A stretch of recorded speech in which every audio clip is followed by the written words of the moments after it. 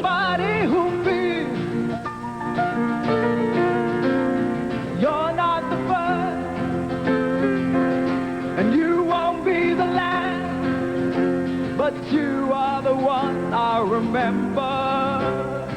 And you respect yourself, and you let it show. Some fade with guilt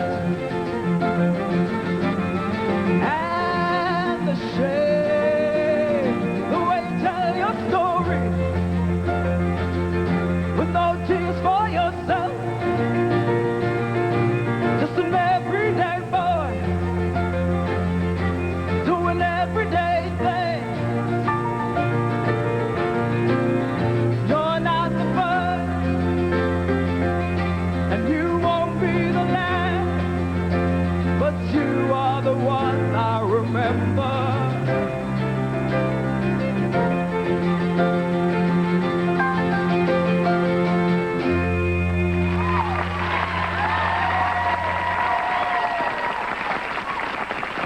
We'll be back to talk with Joan in a second.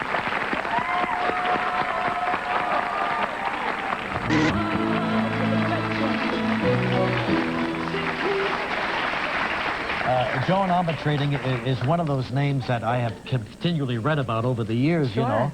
And all of a sudden you're here, you're a part of the show, and boy, it was very exciting. Thanks very really much. enjoyed it very, Nice to very be much. here. Where do you live? I live in England. You live in England. In the and you're beginning a countryside. tour here in this country? Mm-hmm.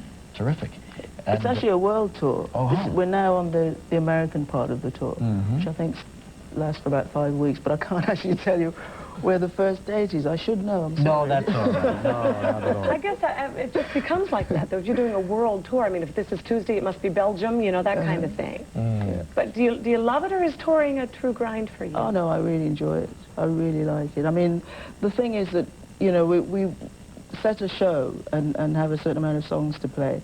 So that part of it is pretty much set. But when you get to the different audiences in the different countries, the audience reaction makes a huge difference to how you feel, you know. And we read that you like America best. Why is that? I do, because I think the American audiences are very genuine. Sometimes when I say that, people laugh. I don't know why. But I actually think they're very genuine, because if they like something, they really show the appreciation. Mm-hmm. And I've seen it when they haven't liked something, and it's not very nice. But it's honest. You know what I like? I like her English accent. Oh. When I hear something like that, I just break into Cary Grant. I just can't stop. Yes, Yeah, it's Joan, so could you good. stop that? It's so good to have you here in America. Who was your greatest influence? Well, I suppose my mom, in a way, because I started writing probably when I was about 14. And the reason I started was my mom bought a piano because she thought it was a good piece of furniture. And she put it in the front room, and I just started to write. How could you do that, though? Because you had no formal training at all, right? No lessons, no piano lessons, no guitar lessons, no voice lessons. And I play the piano and the guitar, and my mom also. I saw a guitar in a pawn shop. I don't know, do you call them pawn shops? Yes. Yeah.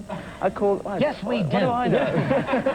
And I asked it cost £3, and I said to my mom, could I have the guitar? And she said, well, no, but she's got 2 prams, and if the woman in the pawn shop would swap the 2 prams for the guitar, buggies, baby buggies, yeah, I could have the guitar. And so that's how I got my first guitar, swapped for 2 prams. Now Good switch. Yeah. you only record the songs that you write. Yes. Yes. That's the purity of something. You only perform those as well, right? Yes, I think the reason that happens is because I still do think of myself as a songwriter, and because that's the way I'm thinking, and I'm not thinking in terms of singing songs, you know. I mean, I appreciate that I sing songs, and everybody tells me that they really enjoy my voice and everything. So, but I think that's the reason. So when I did my very first show, all I knew were my songs. And the place that I was doing the show, I would probably be about 15 or something. And the place I was doing, they said, well, nobody's going to know your songs. So you need to learn something. So I learned The Sound of Silence. Simon Garfunkel. Simon and Garfunkel. So that's about, actually, that and Van Morrison's Moondance. So the only Great 2 songs I've ever sung was She Won't Mind. And Well, you picked 2 good ones. Yeah, Yeah, absolutely. absolutely. And do you write all the time? Well, I'm not writing now, this minute, Yes. talking to you, but... Because she has to be alone when she writes, right, Joan? Has to be Yeah, I have inspired, to- and apparently we're not inspiring.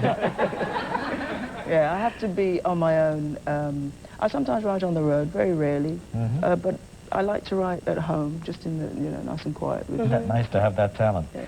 Well, all right, so we're going to see you here in New York at the Beacon Beacon. Theater on November the 8th, and down there in Philadelphia on On the night. the 9th. All right, fine. Joan, thank you very, very much for being here. Good to have you here. Very nice to meet you. We'll be right back. Guests on Live with Regis.